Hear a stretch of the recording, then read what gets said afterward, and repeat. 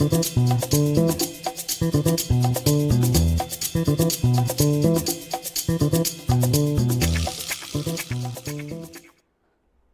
get nuts! What's happening, everybody? Welcome to Film Junkie Live. It is Wednesday, hump day. It's October 23rd. Holy crap. Halloween's a week away, and then all of a sudden, it's holiday season. Holy jeez. Already. Crazy. Anyways, guys, welcome to the show, of course. Make sure you guys are subscribed to the channel. Hit that like, thumbs up. Do all that, and let's have some fun talking about some very little DC news today, but I want to talk about something that I didn't talk about on Monday's show. We'll talk a little Marvel Studios. We'll talk about some of those Venom The Last Dance reviews, and then the John Wick franchise. The John Wick franchise gets a little update. So, how we doing out there, huh? We got Ryan. Good to see you, buddy. We got Taladia Plays. Hello, Cleveland. There you go. That's a callback right there. Good to see you, Mr. Jackson. Little Spinal Tap thing right there. What's going on, Mr. Shano? How you doing? Let's see who else we got. Said I'm doing great. I'm enjoying my break from work, reading books, watching TV, and I'm trying to convince Dave to meet up with us next spring. Yeah, it could happen. Could definitely happen. We got Gecky TV right here. What's happening? We got Mama Film Junkie. What's happening? Love you.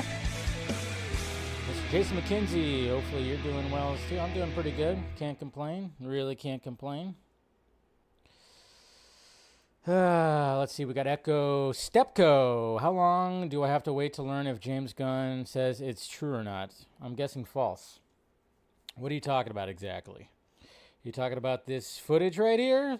Because the thing that we're going to be talking about when it comes to him kind of calling out AI and some AI footage, he already called it out. So, hey, how's it going, Eric Patterson? We got Johnny Rampage. Thank you. Appreciate that, man. Good to see you. Good to see you. We got Music Man. We got Super Omnicron. I guess you're not rooting for the Dodgers versus... No. I'm a baseball fan, and yeah, I'm rooting for the Dodgers, even though Mama Film Junkie still sends things to me. Like, even though I said, hey, I'm going to root for the Dodgers. I actually said that. I said I'm rooting for the Dodgers now because F the Yankees. But then, of course, she sends me a little meme thing yesterday, and I'm going, maybe I shouldn't root for the Dodgers. I don't know. I'm starting to maybe take it back. Because I'm like, jeez, you're going to send me that after I said I was going to root for the Dodgers. Just tisk.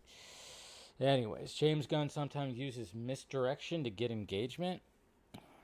I don't know what the hell you guys are talking about. I think this is why I wanted to talk about this specific thing, because I saw something about it, and then I didn't talk about it on Monday because this actually happened on Monday. And that's why I was like, you know what, I'll bring it up today. And we'll talk about it. I think some people actually missed this too because it was such a random thing. So, but I will see. I know it was a joke, but I'm just saying. Might have to take it back. But, speaking of the Dodgers, may he rest in peace. You know what? I'll even pour like a little something for him. I got my little, I'll raise one up for, I'm going to pour a full shot, though. Yeah, that's good enough. Yeah, I'll pour a full shot. Come on. The guy's a legend. We're somewhat full. There you go. I'll pour one out for him. Because speaking of the Dodgers, we lost somebody who's a great pitcher, and that is Fernando Valenzuela. Oh, that's right. May he, Fernando. He passed away, I think it was at the age of 63, died of cancer, and that was actually talked about. That message came about last night. I was already in bed about to fall asleep, and I was like, oh, damn, Fernando Mania. There was a lot of people were talking about it, showing clips and everything. The guy was truly a legend, and it sucks because, the Dodgers are now in the World Series, and I know Friday's game, they're definitely going to dedicate the game to him because it does start off in LA. And I know they lit up the Dodger Stadium last night with all blue lights to say rest in peace. So, yeah, rest in peace, Fernando. There you go. Dude was unique. I know my dad has a cup. I mean, he has a lot. He has Fernando memorabilia for sure. He was a fan, of course, naturally, and he's got a couple of those, bobbleheads and stuff like that. So, and thank you for gifting out one of those, Miss Lisa. So, all right, let's go ahead and get started. But yes, R.I.P. Fernando. He definitely was an icon. All right, let's go ahead and get to the tweets, guys. Let's get today's tweets, and I'm gonna start off right now, just kind of doing the, because again, I complain about it. I've complained about it a lot on my show, because I'm just kind of going like, I sometimes I just cannot stand red carpet premieres because of just how ridiculous some of the outfits can be. And I saw this right here, and this is for the Emilia Perez premiere for Netflix. And Zoe Saldana, who's very gorgeous, very talented. But Zoe, you're supposed to wear this around your waist.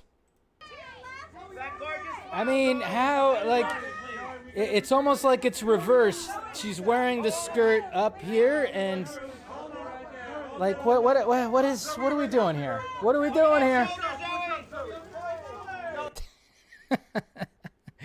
I mean, it's just like, hey, that's something that should be. That looks more like the, I don't know. I just go like, are you actually gonna sit down in the movie theater and watch it like that? Something tells me she's probably gonna take that off, and there's something underneath it. But I mean, I tell you what, some of these fashion choices that they choose, and it's all because it's like, hey, look at me, look at me, look at me. You know, it's always the look at me kind of thing. I mean, we mustn't forget about that. But I love it when it's just like, I mean, especially when you see like, I mean, I know this, when it comes to outfits, it's mainly the ladies who are like getting, the fashion people to like, hey, you have to wear this. And I feel sorry for that, because it's like they're trying to promote their own stuff, and then they have to get cornered into wearing that stuff. But I love it when he's just like, hey, just a normal like pantsuit or just a normal dress. It's like, why can't we just do that? But hey, what could he do? What could he do? And then, guys, I got devastating news. Devastating news. I think everybody's going to be feeling like a little shock right now. I don't know if you guys heard this, but I'm just like, oh, man, somebody that was part of the business is suffering right now. And I'm just kind of going like, I don't even know how to break this news to everybody. And I don't know how you're going to feel after I break this news to you, but it came as a shock, and I was like, oh my God, no, I can't believe this is actually happening. But here it is, guys. Harvey Weinstein has been diagnosed with chronic myeloid leukemia. That's right. Oh, shucks. Harvey Weinstein is suffering more than he should. Darn. That's right.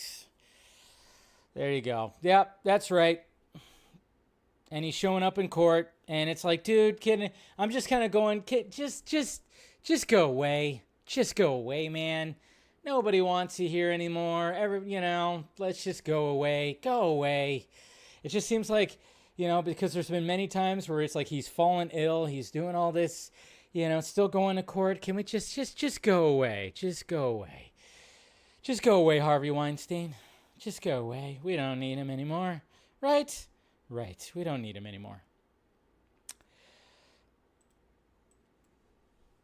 What if your voodoo doll is working? That's funny. Hey, we got Amy Adams right here. Amy Adams was just interviewed by Variety Magazine. Of course, she's got her movie that's going to be coming out, which I'm going to check out once it does. Night Bitch. Kind of looking forward to seeing what that's all about, because the trailer's like, I'm like kind of going, what is going on with this? But when it comes to Amy Adams, she got a little, there's a little video right here where she talked about, of course, her days of being Lois Lane in Man of Steel, and talking about how she was obviously when she saw Lois Lane, Margot Kidder, she wanted to be Lois Lane. It was always one of those things. And of course, she knocked it out as Lois, and then of course gave big time praise to Henry Cavill and just how badass and much of a great Superman he was. And then even talks about a specific line. Of course, one of the most, iconic lines when it comes to Man of Steel is when Lois just goes, what does the S stand for when it comes to Man of Steel? And, you just gotta love it. What's the S stand for? That is for Man of Steel. She was pretty cheeky when she said cheeky. This line. I didn't quite realize I sounded that cheeky until I watched it back. What's the S stand for?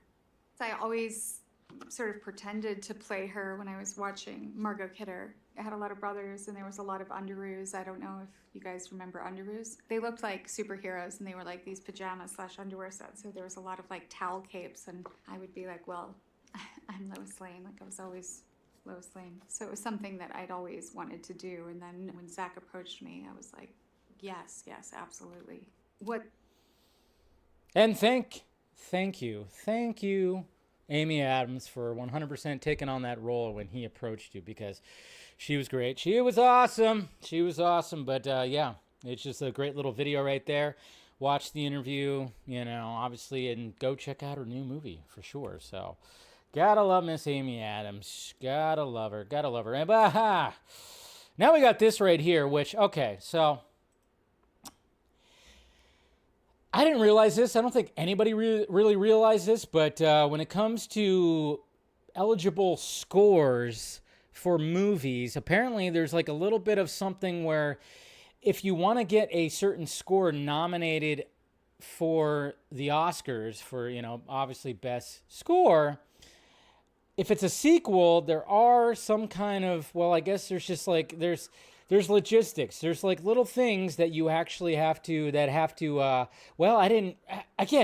was just one of those things I don't think any of us knew about. But Hans Zimmer is not eligible. His score for Dune Part 2 is not eligible for this year's Oscars because of a little bit of something little rules that the Academy put forth when it came to scores. In cases such as sequels and franchises from any media, the score must not use more than 20% of pre-existing themes and music borrowed from previous scores in the franchise. What? What the hell? Technical? What are we doing here? So, Hans Zimmer's beautiful score in Dune Part 2, which is probably, Dune Part 2, I would say is better than Dune Part 1, including the score. But the fact of the matter is the fact that he used 20% of previous score, this score that has new music is not eligible for the Oscars. That kind of sucks. But you know what also kind of sucks? The Oscars. They also kind of suck too, right? Do we even care? Do you even care about the Oscars? Like, whatever. He's already won Oscars. Come on. He's already Hans Zimmer. I think he should just laugh at that, to be honest. Just laugh. Just laugh at it. Just laugh at it to this point, really, right?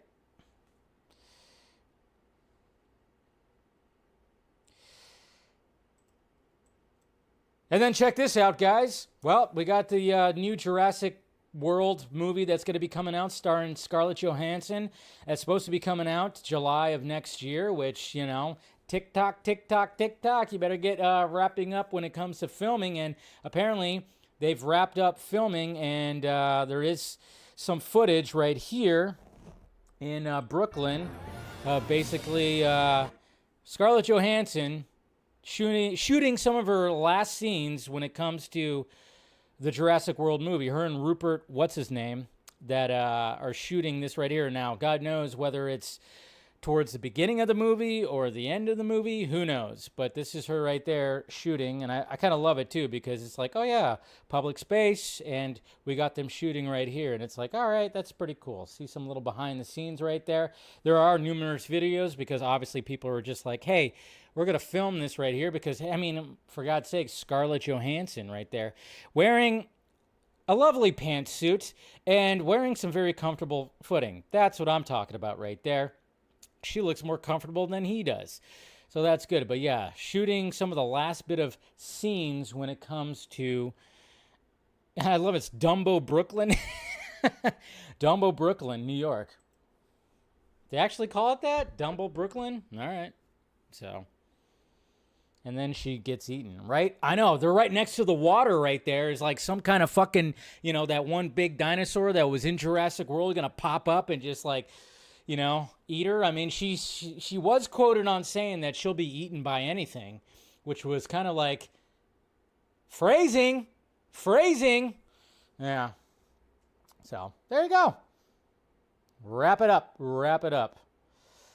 And then one thing I did want to like add on to when it comes to the whole Christopher Nolan supposed maybe vampire horror movie that Matt Damon and Tom Holland are going to be starring in. When I was cutting out that portion of Monday's Film Junkie Live, and I was like, oh, okay, yeah, I already kind of have the thumbnail, but maybe I'm going to have a different background of the thumbnail. And I thought about having this as the background of the thumbnail because, you know, when people talk about, like, you know, obviously when it comes to Christopher Nolan, he gets very grounded, and he's pretty grounded when it comes to a lot of this. Obviously, he did that with Batman. He does a lot of grounded work, even though I would say The Prestige it's pretty grounded, but then, of course, when you start going, well, you know, Jesus Christ, Hugh Jackman was, you know, spoiler alert, he was essentially cloning himself. But then I thought about this right here when it came to Batman Begins. I was like, Christopher Nolan, horror vampire movie. Remember this right here, of course, when it comes to Batman Begins and when Scarecrow was like tripping balls on his own supply and he was seeing Batman as a demon bat. Yeah. Really cool scene. And I thought, all right, yeah. He's already touched a little bit of that right there. I mean, if anybody's kind of worried, like, he's going to take on horror, I think it's going to be okay, guys. I think it's going to be okay. So, yeah, very much looking forward to that. And then, of course, with Beetlejuice doing so well at the box office, guess what? Zazzy Pants and Warner Brothers is like, hey, we need some more right here. And according to Tim Burton Daily, Warner Brothers is actively pushing for a third Beetlejuice film and are having discussions and meetings with Tim Burton. Why not? I mean, if Timmy Pants wants to do it, hopefully he does. You know, when it comes to Beetlejuice, I mean, the first one's an all-time classic. The second one, I was like, it's fine. You know, I thought there were things I'll have to watch it again.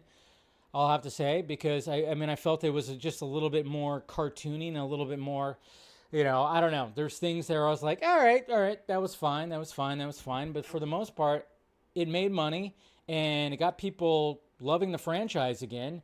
And yeah, obviously they're not going to wait like another fucking 20 years because, you know, Michael Keaton and Catherine O'Hara, everybody's not getting any younger. So let's do another one. If it's doing so well, hey, if they come up with a good story, maybe they're actually going to do the whole Beetlejuice in Hawaii thing. Remember, that was supposedly like on, you know, Kevin Smith talked about it, how Beetlejuice in Hawaii was like on the table for so long. But we'll see what happens. Maybe, we'll see. We shall see. Let's see. Oh, yeah. And then we got this right here. So, Batman Arkham VR game, which a lot of people were talking about. And a lot of people, and I think I got hit up by somebody that said, like, who's going to actually play this? And I think, even James Gunn, I think, is, he's even promoted it a little bit, or maybe that's something different. I don't know. We'll talk about that. But Elijah Wood is actually playing the Scarecrow in the Batman Arkham VR game. And there was actually footage of him that came about of him doing the mocap of it. And you know what? To be honest, he plays a good Professor Crane. The moment of defeat. Tell me, are you afraid?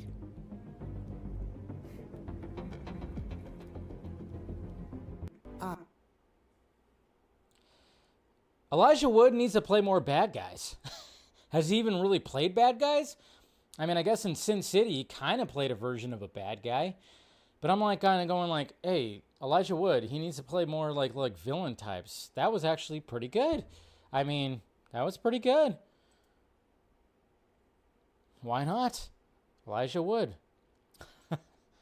Elijah's awesome. Yeah, he was a bad guy. He was like a cannibal in Sin City. I know that. But it was like he was quiet. He didn't really talk or anything like that. So, but I thought that was pretty cool.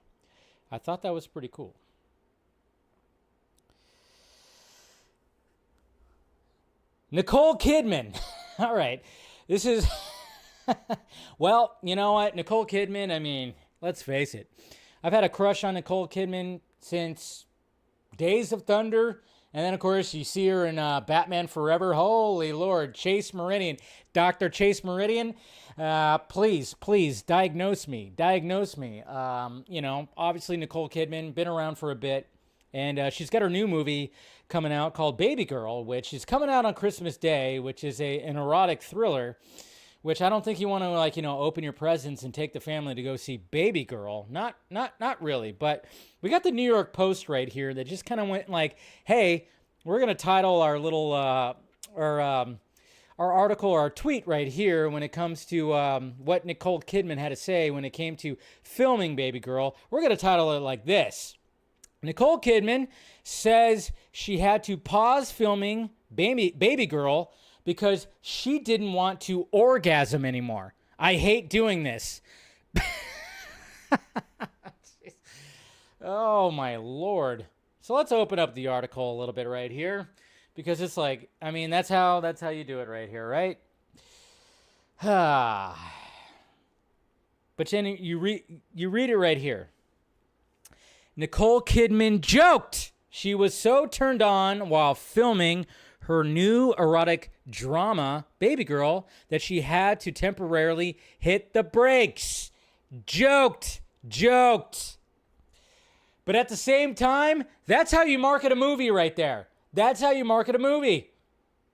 There's nothing wrong with that, because, you know, I get it. It's clickbaity as all hell. But at the same time, I respect it because it's an erotic thriller. Nicole Kidman should be joking like that. They should be joking. They should be marketing stuff like that, where it's like, oh yeah, Nicole Kidman. Apparently she was having orgasms while she was filming this? What? I mean, she's still hot. She's still pretty freaking hot. So why not market it like that? But it was a joke. Because she was tired. You know, it got to the point where she said, like, oh yeah, of course, she has to fake orgasms throughout, of course, you know, filming and stuff like that. And maybe it's just like, she was like, I got to the point where I was like, I was tired of faking orgasms. But, you know, that's how you're going to have to market this movie right here. And I say, I'm all for it. Nicole Kidman, keep on talking about your orgasms. Keep on doing it. You know? Just saying. But I just was like, because I saw that article being passed around on Twitter, and they're like, what the fuck? And it's like, well, actually open it up. She's joking, and then it's not a bad way to market a fucking erotic thriller. It's really not. I mean, I want to see it. I saw the trailer and I was like, you know what? I mean, I'm not going to just, like, you know, show up on Christmas Day by myself. I'm not going to be like, hey, family, let's go see Baby Girl. No. I'm just like kind of going like, hey, I'll check out this movie. You know, seems kind of hot. Nothing wrong with some erotic thrillers, right? I'm kind of curious to see how it all, you know, comes to be. Pardon, yeah, anyways, okay. And then anybody out there a Severance fan? And if you're not a Severance fan, do yourself a favor, watch the first season of Severance. Severance, of course, is a TV show on Apple TV. And it came out, what, like 2 years ago? 2.5? I mean, it feels like it's been forever since that first season came about.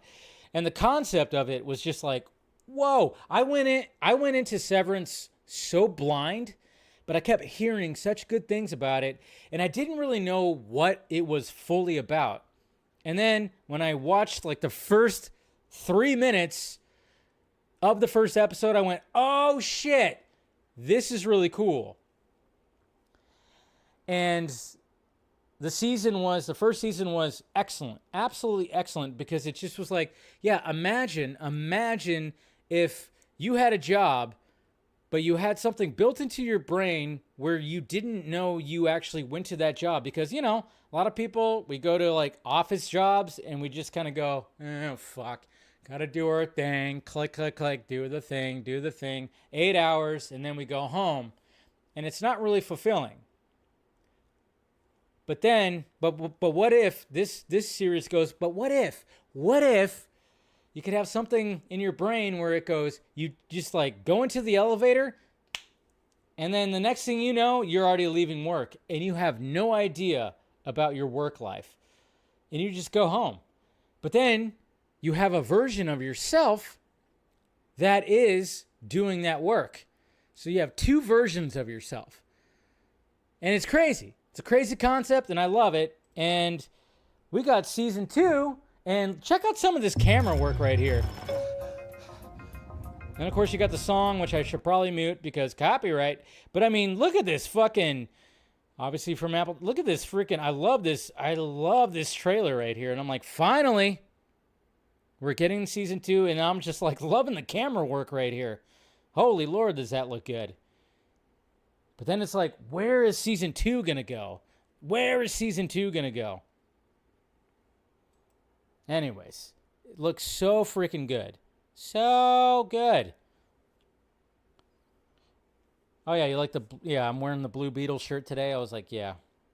I don't know, I was just like, oh, yeah, I was just hanging up there. I was like, I haven't worn that in a while, so. Thought it was great. Anyways, all right. So, but yeah, Severance, if you haven't watched it yet, do yourself a favor. Ah, damn it.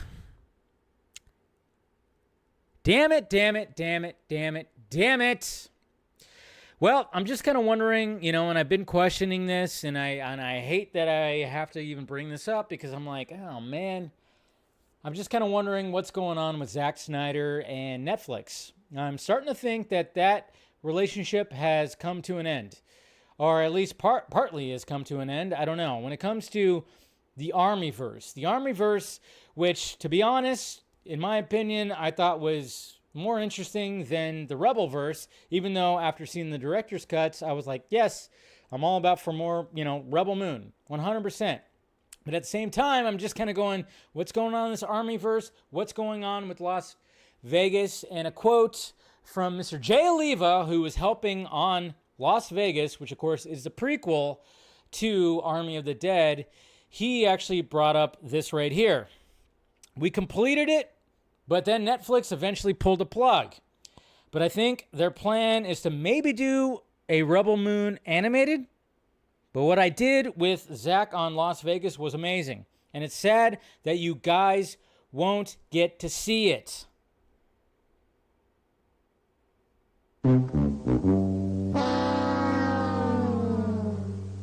Damn it! So we're not going to see more of Las Vegas.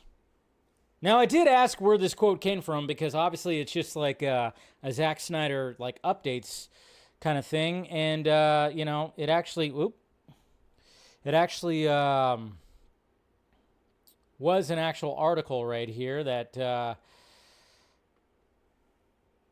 Screen Rant put forth right here. Zack Snyder scrapped Army of the Dead animated show status explained by producer, and then there's the quote right there, and this was at New York Comic-Con. So. And then he had this to follow up right here. He said, but what I did with Zach on Las Vegas was amazing, and it's sad that you guys won't see it, but there's no reason that Netflix couldn't revive it because all the pre-production was done. We were just in animation. All we had to do was to get it finished animated, but it looked great. In fact, what you see in Infinity Paradise Lost is kind of like what it could look like, because the look of this was what I was trying to do with Las Vegas. So there you go. So there was Screen Rant that was actually talking about this. I mean, again, I'm just kind of going like, oh man. I'm like kind of going like, oh man, I just don't know. I just don't know when it comes to Zack Snyder and his relationship with Netflix right now. Somebody actually told me in my mentions, they actually said that when they heard that something when it came to, let me pull that up right here. Let's see, where did I see this at in my mentions? Somebody actually said something. I mean, again, it's like one of those things where it's like, you know, take it with a grain of salt, obviously. Where's it at? Damn it, I can't find it. Right here. No, Screen Rant. True. Where did I see this at? I should have had this pulled up right now. I can't find it. Damn it. I had something. There it is. No? Maybe they deleted it? I don't know. Oh, there we go. Jesus Christ. Took forever, but somebody named the Dork Knight said the person I talked with, Zach's camp, said the same thing. A new executive doesn't like zombies, was the quote I was told. Take that with a grain of salt, but at the same time, how many times have I said, what's his name that's showing up? I'm totally drawing a blank because that's what happens. Mr. Lynn, Dan Lynn. I was like, Craig Lynn? I almost said Craig. That's not his name. He's not a Craig. He's a Dan. He's a Dan Lynn. Dan Lynn brought on board Scott Stuber, no longer around, who brought on Zach to do like Army and who wanted him to do Rebel and bring fresh new content to Netflix. He's no longer there. Dan Lynn, who we know is not the biggest fan of Zach, and apparently, according to this information, he might not be a big fan of zombie films, probably not going to move forward with Planet of the Dead. And then I'm just kind of going like, all right, well, Jay Oliva did say something about doing a Rebel Moon animated, which I'm like, cool, 100%, fantastic. But then I'm going, we haven't gotten a green light for Rebel Moon Part 3. So are they just going to not do that and not do this? And Zach's just like, screw it, I'm going to just make this UFC movie, which might be the case. I'm just kind of wondering if the relationship between Netflix and Zach is no longer a good one. And they're just like, yeah, we appreciate what you gave us, but it didn't do the things that we wanted it to. I don't know. That's what I mean, I know the Rebel Moon, the release strategy was not the best, but Army of the Dead and Army of Thieves, I thought did fairly well. And I'm just kind of going like, why would you guys not want more of that at least? Rebel Moon, yeah, maybe I could see that more not going further, sure. But at the same time, when it comes to the Army verse, I'm kind of going like, Army of the Dead and Army of Thieves, I thought were like on the top of, when they came out, and even got reinvigorated when Army of Thieves came out. I'm like, seems like the Army universe was more of a, hey, people are watching this more than the Rebel verse. And I'm just kind of going, nah. So I don't know. I don't know what's going to happen with that, but sucks because, like I said, I was more intrigued with the Army verse than the Rebel verse. But, I'm just kind of wondering what's even going on with anything when it comes to Zach and Netflix, some of those guys, some of those cell guys might want to start rethinking some things. I'm just saying, maybe, I don't know. But, me, I'm just like, don't sell the Snyderverse to Netflix. Celebrate the Snyderverse. I forgot that I came up with that. Yeah, don't sell, celebrate. Anyways, okay.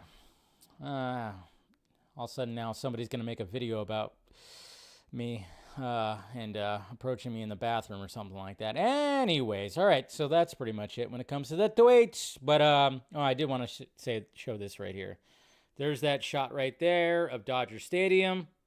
They put the blue right there for Fernando right there. So, yeah, that's pretty cool. That's a cool shot right there. So, and you better believe that game one is going to be definitely dedicated to Fernando right there. So, may he rest in peace. May he rest in peace.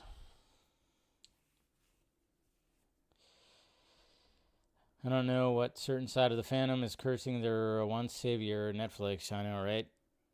It's like as soon as Dan Lin took over, and as soon as Scott Stuber went away, I was like, "Yep, I don't know about this now." Yeah, I got worried. I was like, "Shit, that's not." And then, of course, the release strategy when it came to Rebel Moon. So, but yeah, so yeah.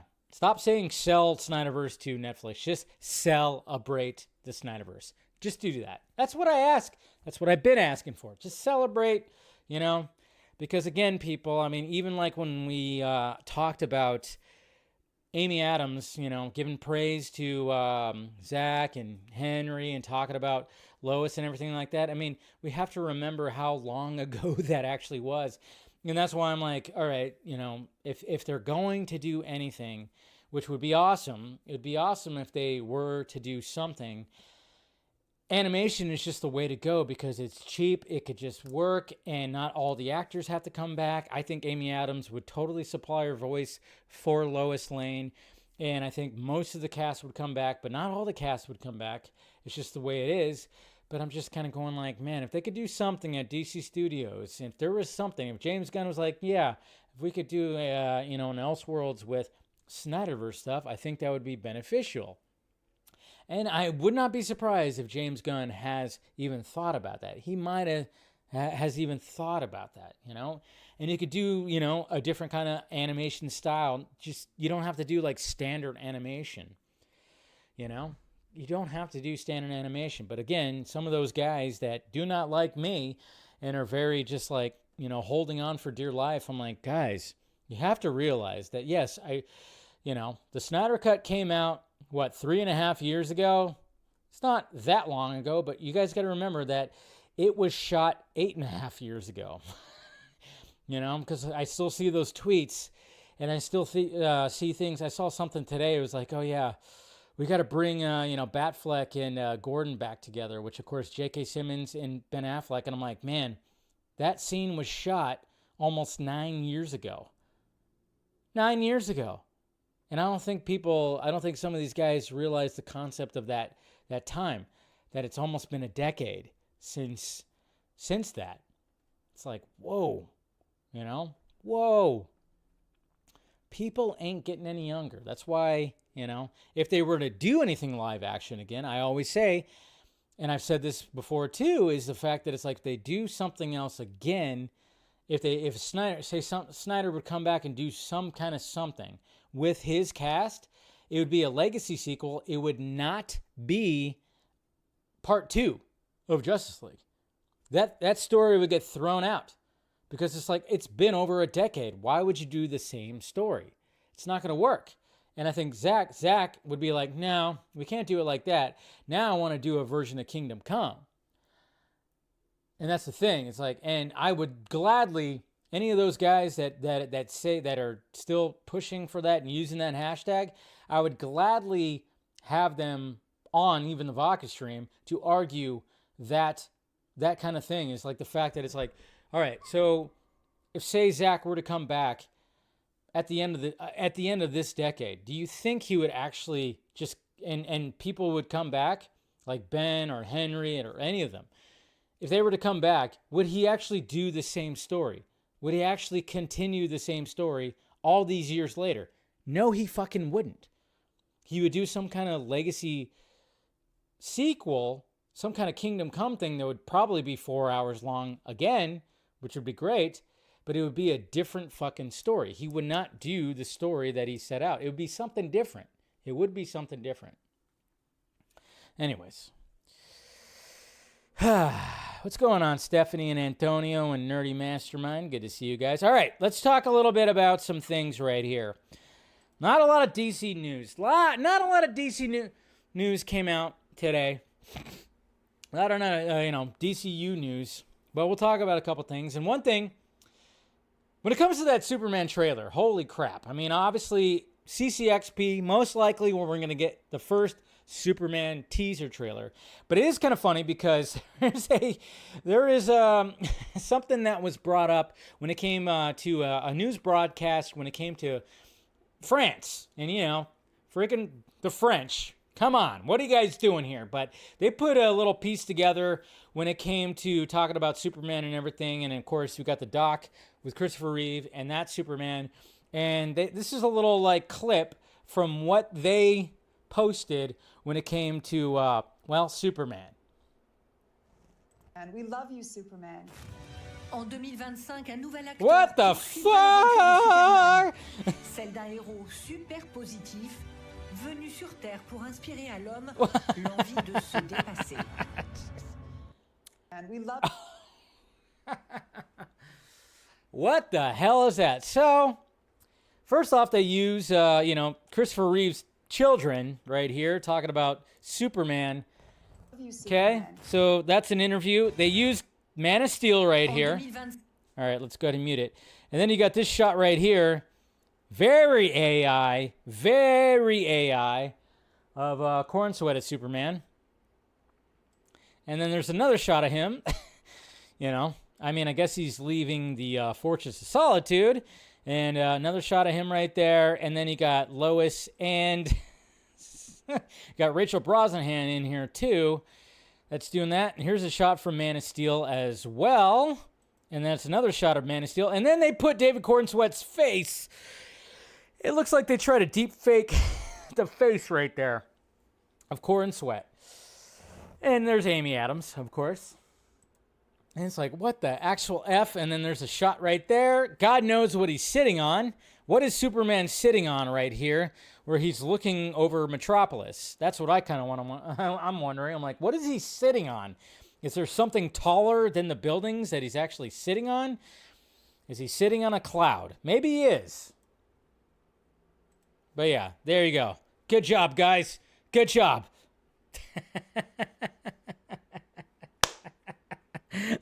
It's just like, what the hell? And I remember seeing stuff about that, and I was going like, wait, there was some kind of AI thing, and James Gunn actually, he responded to it? Yes, he did. He did respond to it on you know, on all social media, and his response was the emoji of the puke face. That's right. He did not like it at all. Did not like it. So at least James Gunn is against, you know, AI renditions of his Superman. But, yeah.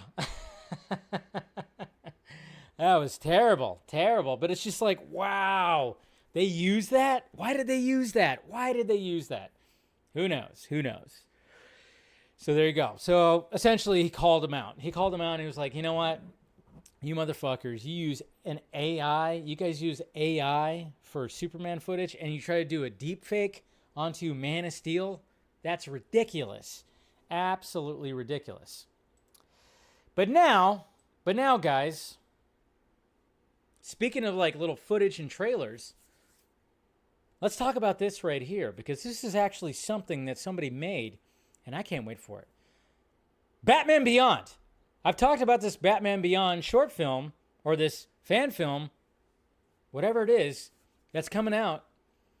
And we have a final trailer that looks absolutely goddamn fantastic. It looks fantastic. So check this out right here. If you haven't seen it already, when it comes to Batman Beyond, and you're going to recognize, of course, who is starring in it. What? You're not going in? Don't know. Don't know anyone here. You know someone there?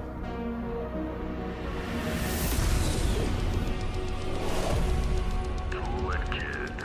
Remember, the suit doesn't make the man.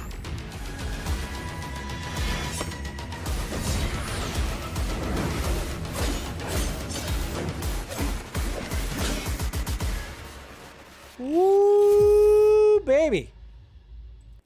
Woo, Ryan Potter right there. That's right. We heard that he was actually going to be starring as Terry in this Batman Beyond Year 1 trailer. And there it is right there, the final trailer.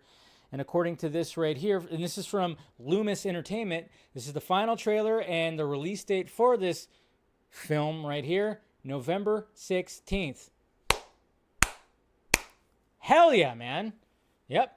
You guys know who that is. Mr. Beast Boy right there in Titans. So November 16th is when this short film, I think it's short film, maybe it's a full length, who knows? I don't know. But Batman Beyond Year 1 going to be showing up there. And you know what? I mean, Ryan Potter, I think he fits. It's going to be interesting, but this looks really cool right here, and I can't wait to see it. And I might try to get in touch with some of these guys to maybe like, hey, get some of the people who are making this. Let's get them on the Vodka stream. Let's talk. And they also have an Indiegogo, you know, to support it and everything like that if you want to do that. So that's pretty sweet. All right, let's talk about the Penguin now. Let's get into the Penguin. And guess what, guys? The Penguin just keeps getting better and better. Of course, every episode, it's just so good. It's so goddamn good.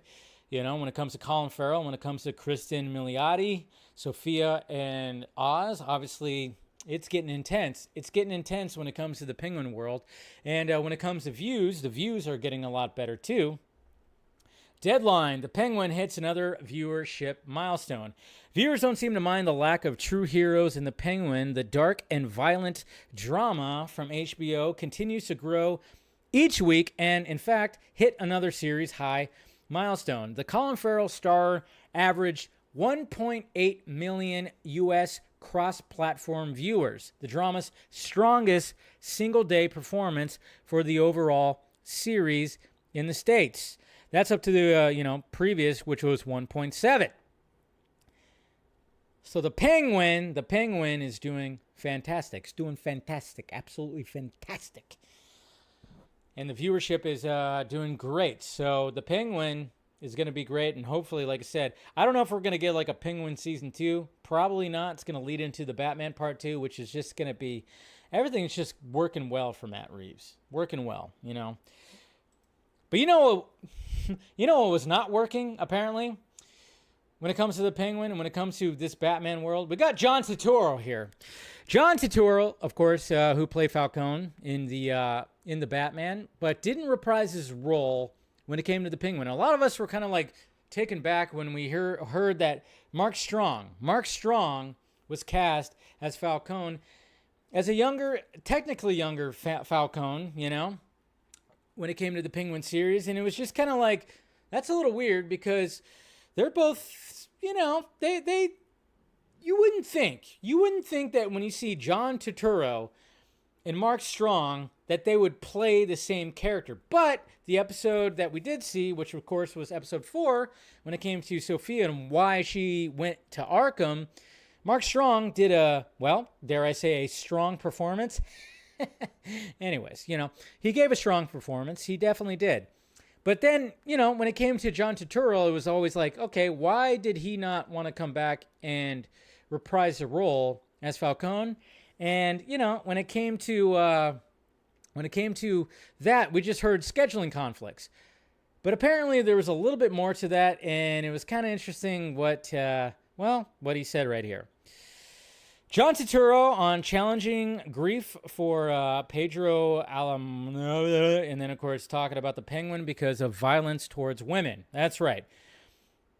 Okay, so when it comes to this, and I'm just kind of going like, what the hell? Ralph, and then, of course, we're talking about this. Scroll down.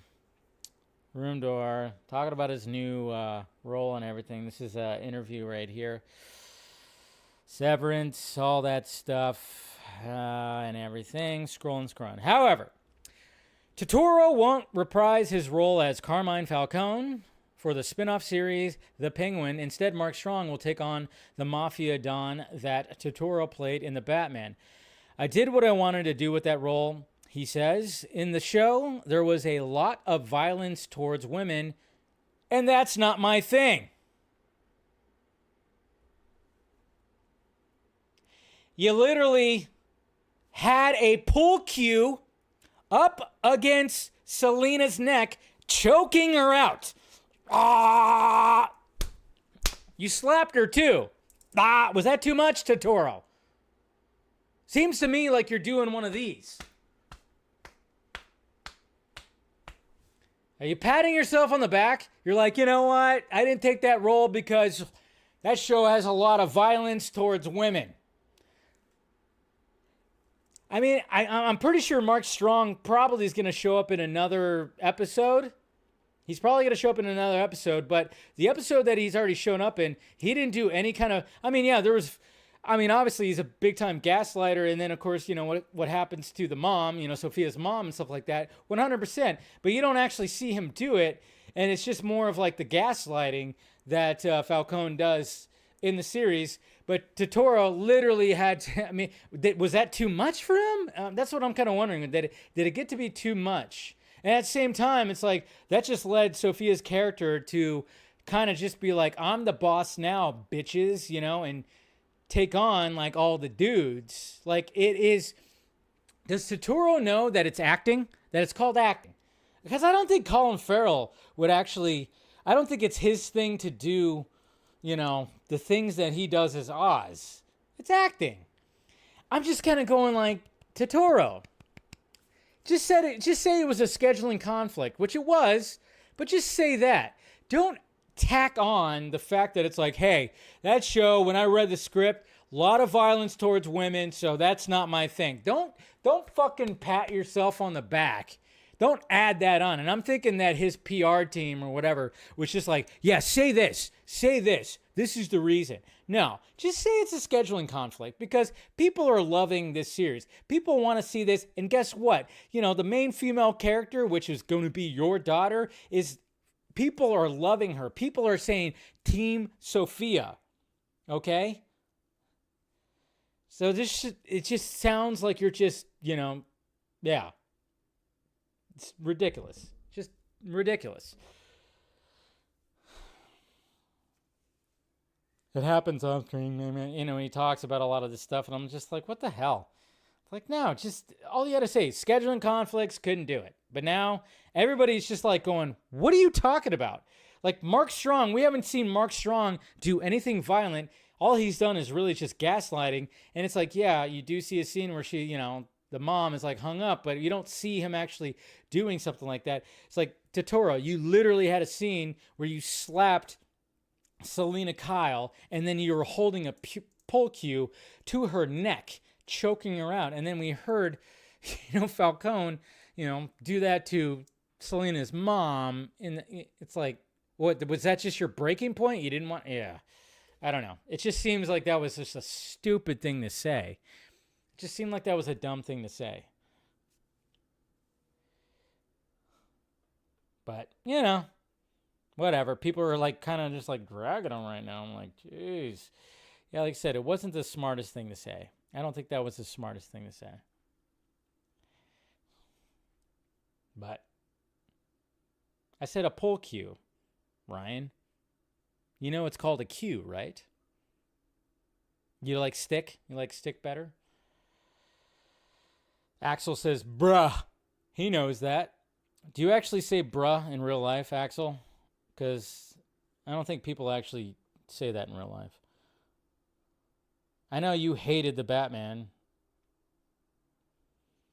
So maybe that's why you're saying bruh, he knows in real life? Are you saying that to me, or are you saying that to somebody else in the chat? Yeah. But I don't know. See, to me, I'm just thinking, it's part of acting. It's part of acting. You played a character. Why are you going to say something like that? And it seems like he's just trying to get brownie points, in my opinion. But anyways. All right. But that's it right there. So, like I said, it was not much happening in the DCU and stuff like that. So I figured I'd talk about the numbers and then, of course, talk about that crazy AI imagery right there. But let's go over to Marvel Studios. Guess what, guys? I know you're shocked, but yeah, that's right. Blade, of course, has been postponed indefinitely. I know we haven't. And thank you for the $5 super chat, Axel. Maybe he didn't feel comfortable watching himself do that on film. Well, okay. But why say that now? Why say that now? Okay, and it's part of acting. It's like there's a lot of people that aren't comfortable watching themselves do things on film, for sure. But I mean, now he's getting like roasted because it's just like, people are going like, wait, what? You don't like that? You one of your reasons is not coming back from that when you literally did that? I mean, it's just like, just say that it was a scheduling conflict, because it's like, it just sounds like he's patting himself on the back. That's all. But yes, Marvel Studios and Disney, of course, release a new slate with new dates and everything like that. And then, of course, shocker that Blade is now, no longer going to be slated for that date that they had, I think, which was November of 2025. Not going to happen anymore. And it's getting to the point, guys, where, hey, Deadpool and Wolverine is actually getting to the point where Wesley Snipes is going to be in another Blade movie. That's just what's going to happen. It's just what's going to happen. It feels like what's going to happen, but, we'll see. But it's just, with everything that was laid out in Deadpool and Wolverine, when it came to Blade, it just seemed like, 2019, Blade got announced. It just doesn't seem like this movie's ever going to happen. Blade removed from Disney release slate, replaced with Predator Badlands in 2025. Oh, yeah, it was supposed to start filming this year, and then it was going to come out in 2025. So in place, obviously talking about that in place, Disney will release a new Predator film, Predator Badlands, which is actually filming right now, on November 7th, 2025. That's right. So the film marks, of course, a return, all of that said. Blade has suffered repeated setbacks stemming both from, of course, development process and from outside factors such as COVID-19. That was also a thing, but you can't blame COVID anymore. So, and then, of course, let's see, but where Blade fits the Marvel Cinematic Universe, that was since immense upheaval since the cultural peak of course, that whole thing, and then, of course, this. And then they announced everything, and those Avengers films were currently the only Marvel films slated to come out in 2026 and 2027, with Marvel Studios adding 3 new placeholder slots in February, May, and November of 2028. Maybe that's when Blade will come out. Who knows? So they rearranged things. Blade no longer coming out and everything, and it's just like, Jesus Christ, what's happening? But I will say what is, in fact, happening, and good on Mr. Tom Holland right here, because Tom Holland's going to have a busy year next year. He definitely is going to have a busy year next year. Obviously, we heard that he did get the role when it came to Christopher Nolan, and he does have a quote. Let's see. Yeah, the quote right here. So when it comes to Tom Holland, he did confirm it right here. When the opportunity came in, it was the phone call of a lifetime. It was reminiscent of getting the call about Spider-Man 10 years ago. I'm really, really excited. As you should be, Tom, because that's really gonna help the old career there, right there. But he was also on Jimmy Fallon last night, and I guess you could say it's an official thing. It's an official thing now, because when it comes to Spider-Man 4, it's like, of course they planned this whole thing, but here we go. There is some chatter that Spider-Man 4 is happening and that you'll be back as Spider-Man.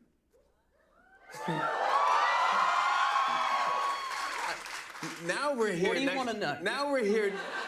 Now we're here. We're touching. Now we're in the same room. Can we confirm this tonight? It's happening. That's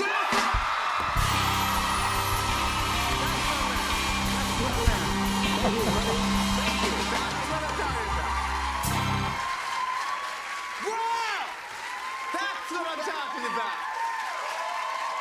That's what you can tell. I love this. Yeah, next summer we start shooting. Everything's good to go. We're nearly there. Super exciting. That's fantastic. Yeah, I can't you wait. are so good and so... Okay, Jimmy Fallon, I don't need to hear you fucking fluff him up right there, just get down on your knees already. Jesus Christ. No, but yeah, so next summer, Tom Holland, and then of course we have Doomsday, and he's got the Christopher Nolan film. I'm like, Tom Holland's going to be a busy man next year, and good on him, because I heard he was going to like take a break and everything, but it's like, no, you can't pass up, doing Spider-Man in 2 different movies, one big, huge movie that Robert Downey Jr. is coming back in, which apparently, of course, he's been talking to Robert Downey Jr., and he already knew that Robert Downey Jr. was going to come back before it was announced at Comic-Con. All right, cool. But at the same time, it's like you got the Nolan flick, and then, of course, you're getting your own Spider-Man 4, and, we've talked about how he's already read the script, and it's something different. Hopefully, that's the truth, and so there you go. There you go. Badlands already sounds like a bomb? How is it going to sound like a bomb? It's the same guy who did Prey, and Prey was praised, man. Come on, Super Omnicron. I think it's going to be okay. I think it's going to be good. Because, again, the budget of that movie is probably going to be small. Prey would have done very well in the box office, but, that was during the pandemic and everything, so didn't quite get the a release at all, so anyways, all right. So now we move over to Venom: The Last Dance. That's right, the last time we're going to see Tom Hardy as Venom, maybe. Obviously, anytime they ask him, never say never, which is what everybody says, whether they're actors or a director. So obviously we got reviews coming in when it comes to Venom: The Last Dance. So let's see what the critics are saying about the third entry into this franchise. And internet reactions were already happening, so it was just like, okay. And I remember that was actually happening Monday. I think it was Monday, or maybe it was Tuesday. Maybe it was last night. I think it was last night, because the premiere happened and everything like that. Currently on the Devil Fruit side, it's at 40% with 63 reviews. All right. So let's see what the critics are saying about this right here. Oh, my God. There's a lot of bad reviews. All right. Well, we'll read a few right here. I kept rooting for the surprisingly lifeless The Last Dance to pull way back on its Save the World plot and its CGI and lean more into the most potent effect, Hardy's split personality double act. Yeah, I think that's always like the core of the Venom movies. In a series where messiness is encouraged, Venom: The Last Dance is unforgivably sloppy. Let's see, let's move on here. Sony faceplants again with Venom: The Last Dance, a disposable lark, arguably more dull than horrible, but so excruciatingly tedious, it circles back to atrocious. Yikes. Venom: The Last Dance is sloppily made and uninteresting. It's an example of a sequel that doesn't need to exist. Talented cast members are stuck in this dull, predictable comic book movie. The bar has been lowered enough. It's excusable that it's not very good either because... Wait, let me read that again. The bar has been lowered enough. It's excusable that it's not very good either because at least it has the balls to be off-the-chain nutty, a goopy send-off to the oddest couple in Marvel. When it leans hard in the inherent absurdity of its wacky, mismatched buddy antics, Venom: The Last Dance can be a total blast. Unfortunately, that doesn't happen nearly as often as it should. Narrative cinema rarely cares this little about actual narrative transforming what's supposed to be the concluding chapter of an ongoing saga into little more than pure sensation, blobs of colors, and of course bursts of sound. All right, let's read some good reviews right here. We got some good reviews. While Venom: The Last Dance may be weaker than its predecessors, of which 2018's Venom is the best, it's still a good time, and you could tell leading man turned writer Tom Hardy is too. Venom: The Last Dance is the perfect send-off for Tom Hardy's Eddie Brock and Venom, wrapping up the character stories with deliberate care. And then another good one because we read too many bad ones. It's wild, it's messy, it's meandering. Sometimes it's even boring, but Venom horse lives up to the hype. Plus, Eddie and Venom bromance is the savior of this trilogy. If you enjoy the others, you will enjoy this. So there you go. I kept on seeing it's the best one in the franchise. I kept on seeing that when it came to the internet reactions, that it's the best one in the franchise. And I'm just like, cool. I'm just going to go see it tomorrow with my dad, and we're just going to have some fun with this movie. I'm not expecting anything crazy, but I know some people are going to be like, Venom 2, of course, it's better than Venom 3, I should say, is probably, better than Joker, I guess. But hey, maybe it'll make some money, but it's projected to make the least amount opening box office than the other two. So we'll see what happens with it. But there you go. There's your Venom reviews and even projections right there. It's not going to be anything too crazy. I'm still going to go see it. Whatever. Who really thought this was going to do well with critics? Exactly. All of them have done bad with critics. Of course they have. But I'm kind of hoping that it does, do pretty well at the box office, because I like Tom Hardy. He's one of my favorite actors. Now we go over to the John Wick franchise. That's right, guys. What's happening with the John Wick franchise? Obviously, we have Ballerina that's going to be coming out soon, next year, which looks great. But we did hear that, sadly, there was a lot of reshoots that had to happen when it came to Ballerina, and Mr. Chad Stahelski had to come in and do a lot of reshoots, like 2 to 3 months worth of reshoots, which is practically almost the whole movie, which makes you worry when it comes to Les Wiseman, who is actually directing the movie, and apparently maybe he wanted to do something a little bit more grounded, a little bit more in depth when it came to story. And that's not what the John Wick franchise is all about. Let's face it, not really about that. It's about crazy action sequences. It's about people doing just things that people shouldn't be able to do. I think that's what we love about the John Wick franchise. We're not trying to have too much grounded depth. Yeah, there could be story elements, sure. But so obviously when it comes to Chad Stahelski, when talking about where the John Wick franchise is going to go, well, there's a few things right here when it comes to, of course, this THR article, this Hollywood Reporter article that came out that we're going to talk about right meow.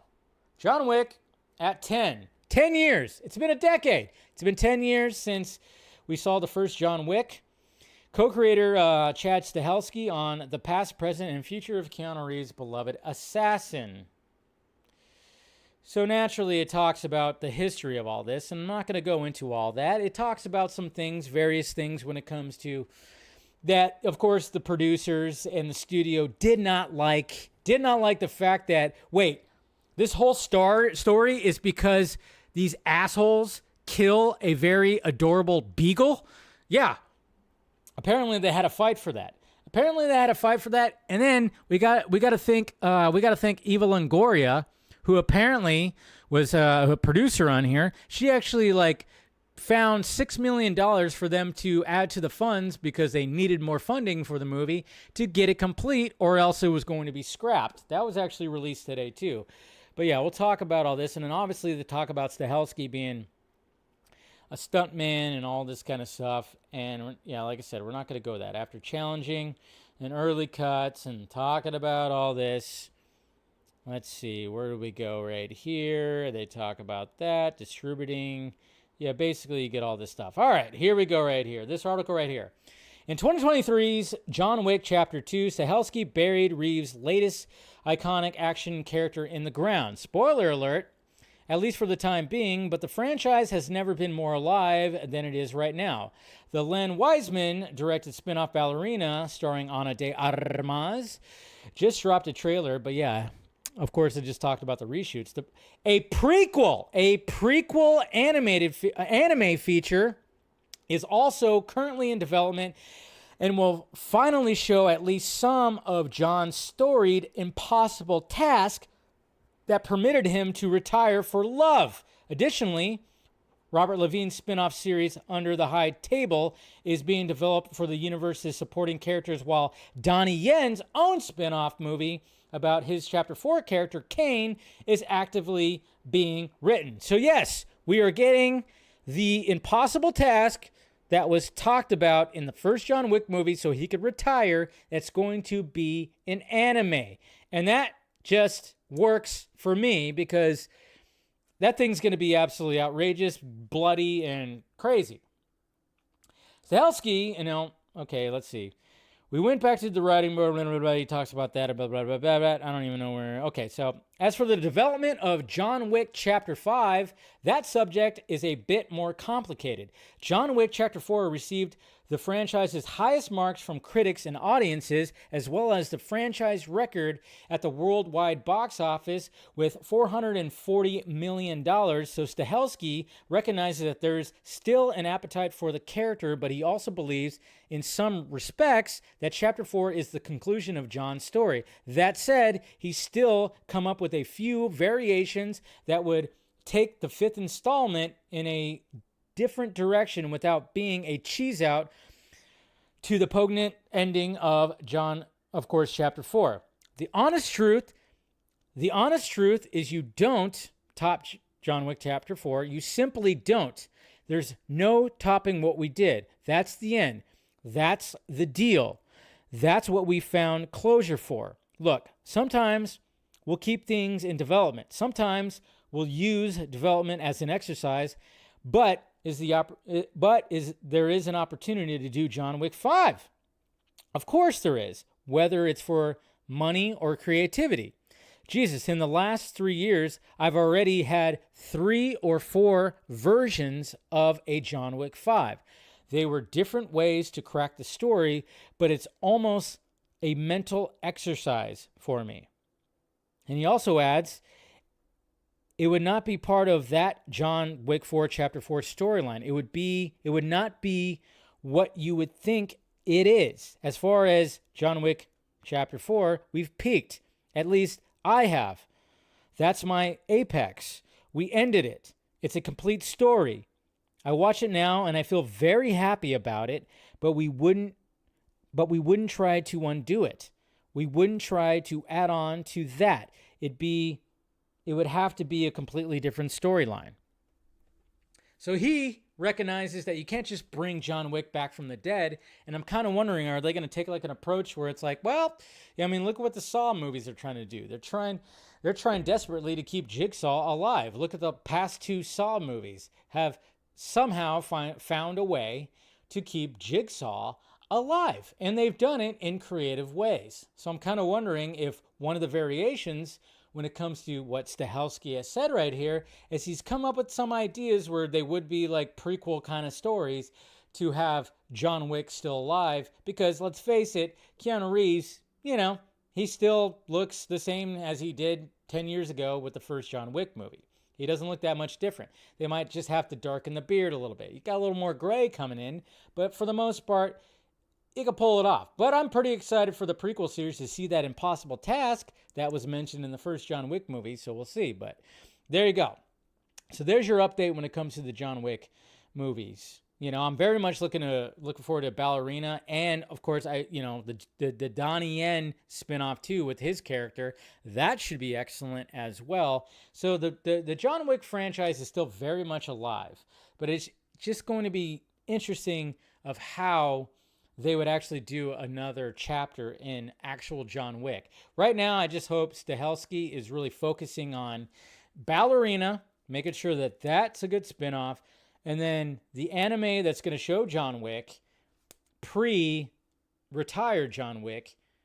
Very curious to see what's going to be happening with that. And they could do a lot with anime. Cheaper, easier. Keanu Reeves, of course, is going to voice that. It's not like they needed, of course he's going to be doing that. But yeah, it's like, I just like the fact that Stahelski recognizes that, hey, I'm not going to just, bring him back for money's sake. That's what I like to hear. All right. There we go. So now let's go to the Twitter questions. Now that we're done with the topics, let's see what you guys have to say over here on the tweets. Let me double check and make sure there's not some craziness right here. All right. See what you guys have to say right here. Eric, hey Dave, I had a thought when Wesley's blade made it clear in Deadpool and Wolverine that there's only one blade. Was that Marvel deliberately setting up the axing of Ali's film? Nah, I don't think it was. I don't think it was actually doing that. I think it was just making fun of the fact that it was announced in 2019 and it still hadn't come out.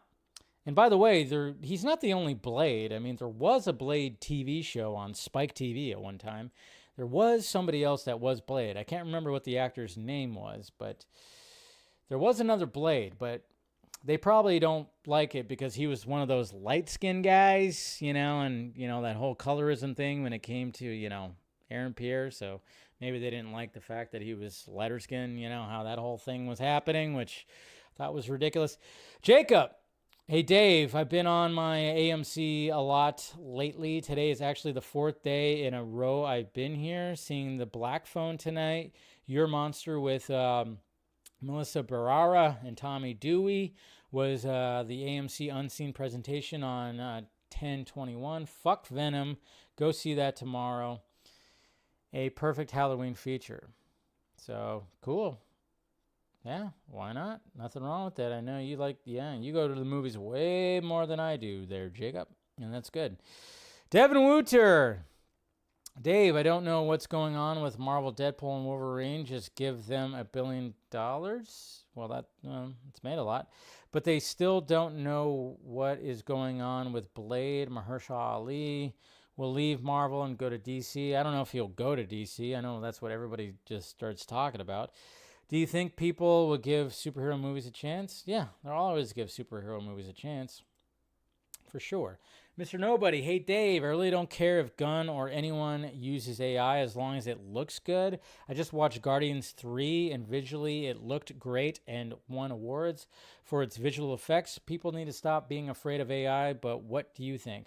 Well, when it comes to AI, I mean, when it comes to full-on what was happening in that Superman footage, that's just bullshit. And it's just like, why do you even want to have that?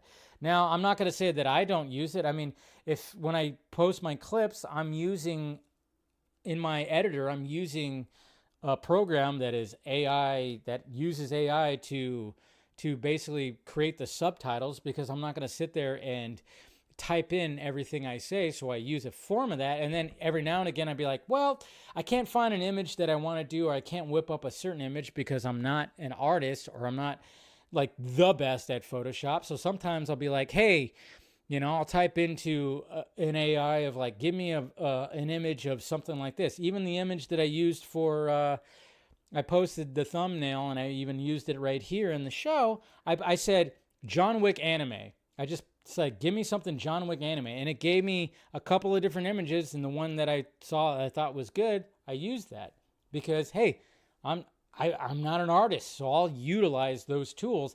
But it's when you go above and beyond to make like a full-on footage, when you're trying to create trailers, and then when you're trying to be like, when you have YouTube channels that are overly using it for like thumbnails, and posting like, oh, here's the trailer for Superman. Here's the trailer for The Dark Knight Returns starring Christian Bale.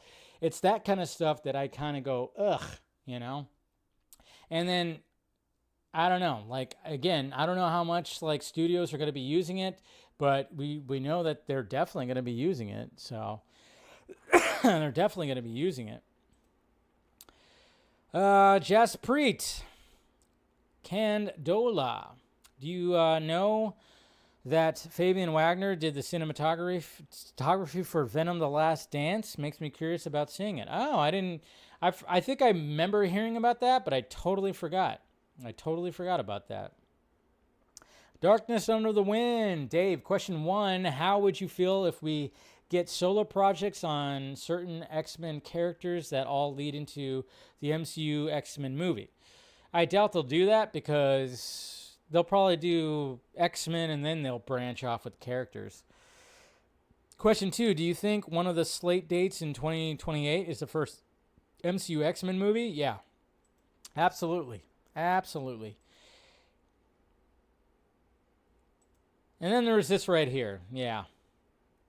Yeah. Yeah. There's that right there. Probably won't happen, but yeah, thank you, Miles, for that. Because you got Mahershala Ali, who is now just like, again, we're 5 years since he's... 5 years? Yeah, 5 years since he was cast as Blade in the 2019 Comic-Con, and it just seems like they can't crack the code of what they actually want to do when it comes to the MCU Blade. So a lot of people are naturally just going like, Mahershala Ali should go over to DC. He should play Martian Manhunter. He should play Martian Manhunter. Fun fact, if you didn't know this, is he was actually in line. He was on the short list of actually playing Commissioner Gordon in Matt Reeves' The Batman before, you know, Jeffrey Wright got the role. And he would have been a great Gordon. He definitely would have been a great Gordon. But then, of course, a lot of people are going like, well, you should come over here and do Martian Manhunter. You know, that was the biggest... That was the character that everybody was, like, pushing on to him when it came to Mahershala Ali. And I'm just kind of going like, I don't think the guy wants to do any superhero movies after what he went through. Do you think he wants to do any superhero movies after that? I'm just kind of going like, yeah, I mean, I see where everybody's head's at, and that's what we do. We start casting, hey, come over here. Come over to this side. But at the same time, I'm just kind of going like, I don't think he would actually want to be in another one. But then again, you know, maybe you could find something over in DC, in DC Studios with James Gunn, maybe. But at the same time, I'm just going, Mahershala Ali, I mean, he's going to be in the new Jurassic World movie. He's going to be in that, which is good on him. But I'm just kind of going like, man, go try to win another Academy Award. Do that instead. Find a passion project. Do something like that. Maybe the superhero thing is just not exactly like a thing that he wants to do after what he went through. And you could thank Kevin Feige and everybody for that. But we'll see. We'll see. But there you go, guys. All right. That is today's show. Now, of course, if you're a member, we'll do a members-only stream after this. And then, of course, Scott and I will be...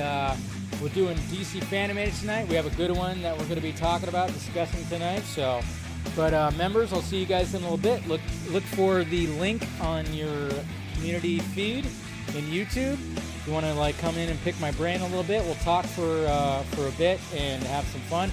Everybody else, thank you for joining. Make sure you subscribe to the channel if you haven't already. Hit that like, thumbs up. I will be doing, of course, a first reaction to Venom: The Last Dance tomorrow. So look forward to that. And then, of course, I'll see you guys Friday for the vodka stream. All right, guys. Members, I'll see you guys in a little bit. Everybody else, I will talk to you later.